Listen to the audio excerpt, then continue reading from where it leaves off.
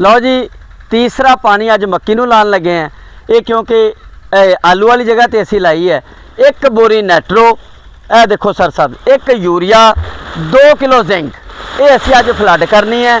जिन्हां ने आलू की जगह मक्की लाई है वो सारे दोस्त, उन्होंने DAP की लोड़ नहीं। एक एक नैट्रो, यूरिया तो जिंक तो बाकी चीज़ां वक्त के नाल अज तीसरा पानी लाउण लगे तो मक्की देख लो जी। एक इनू कीड़ी का स्प्रे किया तो माशाअल्लाह हैं आ बूटे बोलते पे है। अल्लाह का शुक्र है।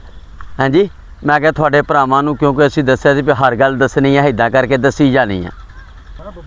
लो जी असी दसी जाने, तुसीं अपनी हैसीयत भी देखनी कि पाउण जोगे है कि नहीं, क्योंकि सारा जहान तो आलू का मारिया है। आ बब्बर शेर यूरिया, एक पहले नैट्रो पाई, हुण बब्बर शेर यूरिया पाउण लगे हैं।